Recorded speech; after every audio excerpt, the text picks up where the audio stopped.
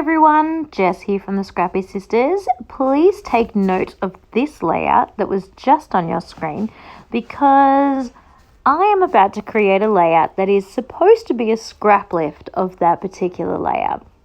So this was one of the challenges again over on the Cocoa Vanilla Studios page during National Scrapbook Day and the challenges they put up for the week over there. One of the challenges was to scrap lift somebody. So I got to choose any layout I wanted from the Cocoa Vanilla page and scrap lift it. So I chose that gorgeous layout from Anita.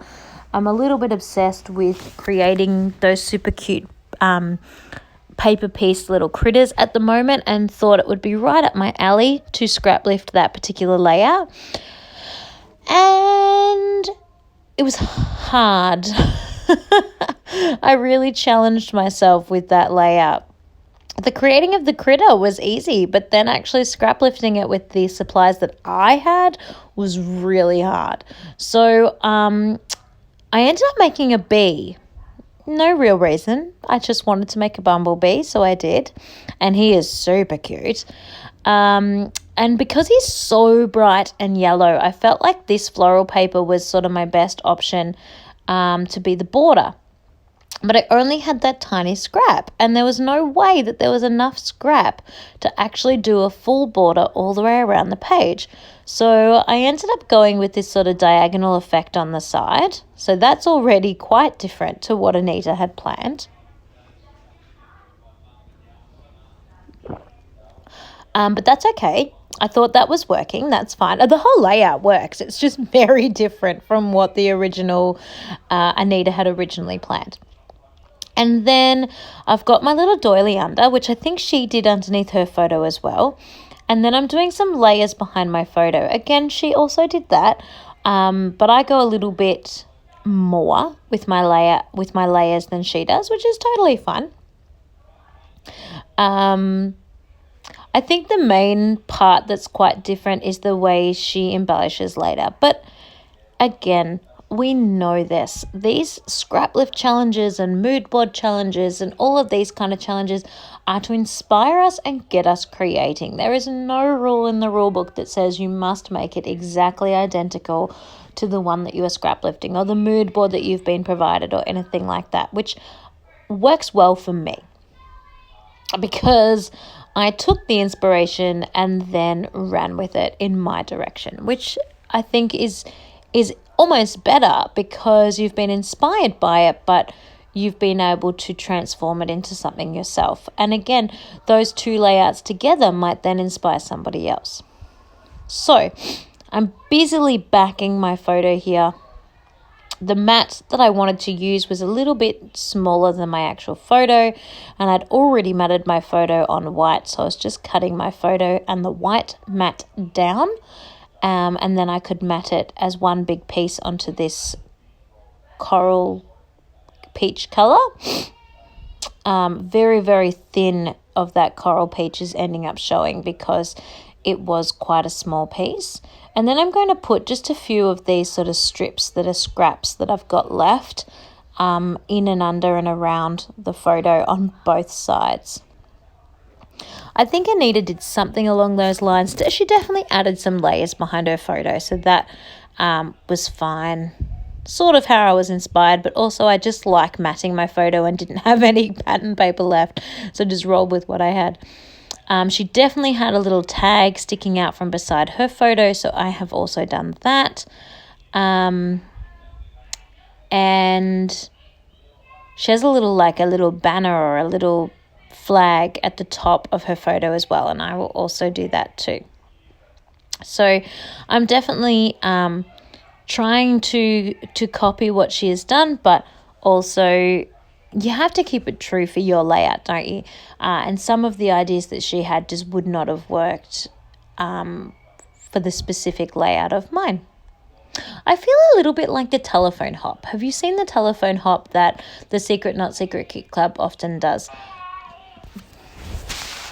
So the telephone hop by the Secret Not Secret Kit Club, and I'm sure other people have done it too, is when one person does a layout and then they show it to the next person, and the next person scrap lifts it, and then they show their one to the next person scrap lifts that, then they show their one to the next person, and the next person scrap lifts that. So you only see the person's layout, the one person before you, and at the end of the circle, you can go back and watch the whole process and see how much your layout changed from that first original scrap lift. And I feel like that is what's happening here with my layout with Anita's.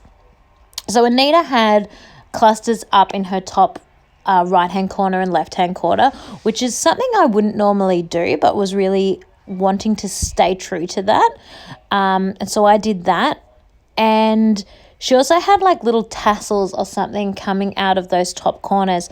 Now, I didn't have those tassels anymore. They're from the Happiness collection, the ones that she particularly used.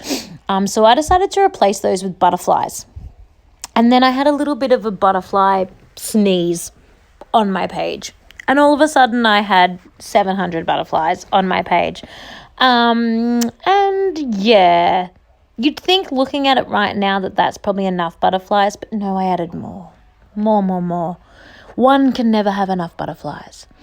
I also pulled out the yellow floral that you can sort of see sticking out underneath most of my clusters. An Aldi collection. I needed some more yellow to really go with the brightness of the bee. And then the florals themselves, I think, are a Paige Evans floral. So that's another problem I found when creating this layout. My collections don't all go together. They work, I think, but I did have a little bit of trouble at first. I think that yellow, getting that next bit of yellow from the Aldi collection was a really good call, because I think it sort of helped tie everything together to have that bit of yellow showing through and showing under each of the collections. Then I went with a little bit of a,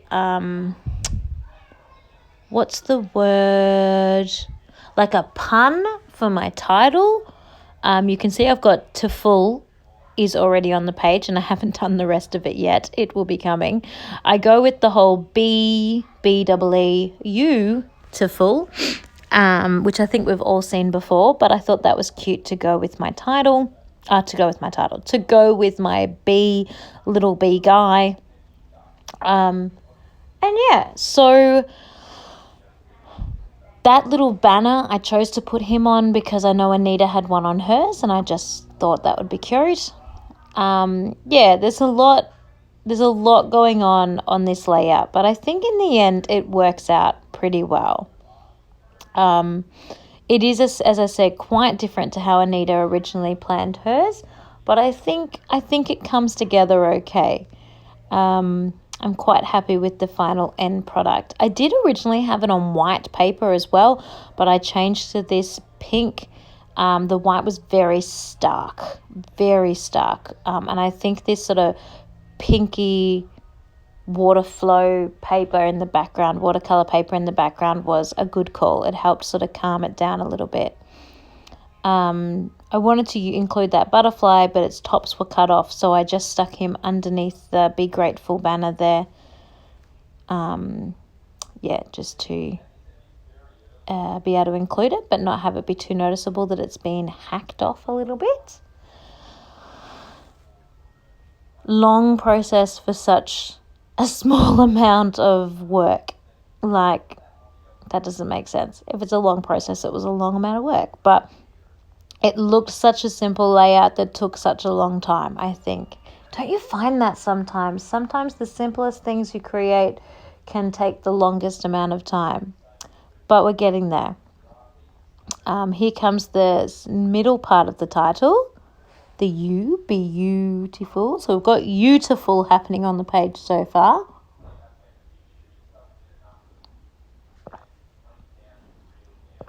And here we go. So here's my B. Beautiful. Wonderful. So now I'm going to stick some more things down for you, because you really are watching quite a long process of not a lot happening. Did you do any of the Cocoa Vanilla Studios challenges? Or any challenges, not just the Cocoa Vanilla Studio ones. Did you do any for the Confessions of a Paper Addict design team? Between Katie and I, we did all of the ones over on the Copa Facebook group, and they have all been released on our channel already. Other than that, I only did the Copa and these Cocoa Vanilla Studios. I didn't do any other challenges. That was more than enough to keep me busy for that weekend. I ended up doing... How many did I end up doing? 7, 8, 9, 10, 11, 12 layouts in that weekend. So, like, a massive achievement for me to do that many layouts in such a small amount of time. So yeah, I was really happy with that, but just not something that I can generally fit into my life to do that many layouts. I think Copa had 9 and I did 5 of those and Katie did the other 4. And then at Cocoa Vanilla Studios, they had 6 challenges and a class with Zoe, and I did all of those, but they were open for a week, so I had a full week to get those done. So I didn't do that many layouts in one weekend, but in 1 week I did, which is still a massive amount for me to do that many in a week. So I'm about to jump forward on my page here. You've been watching so long. Thank you so much. And I've popped down a few extra butterflies, which were probably not necessary, but too late, they're there now. And then I'm sprinkling on some Heidi Swap Colour Shine in gold, and then I've got some close-ups. So if you want to flick back to the start, by all means do so to see the layout I was supposed to be scrap lifting. It's gone quite different, quite in my own direction, but a good direction nonetheless.